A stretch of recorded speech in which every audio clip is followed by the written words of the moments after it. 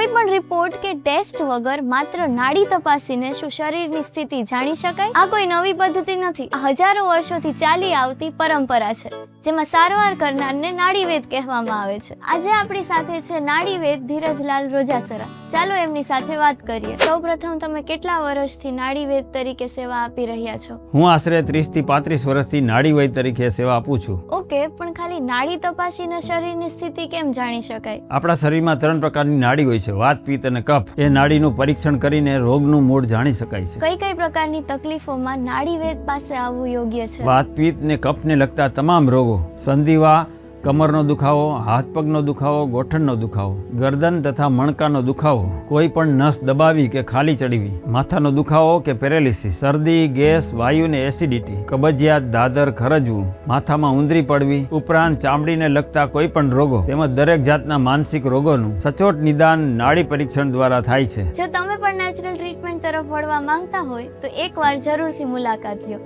સમય છે સાંજે 5 થી 10 વાગ્યા સુધી, અને સૌથી ખાસ વાત, વિઝિટ કર્યા પહેલા અપોઇન્ટમેન્ટ લેવી જરૂરી છે.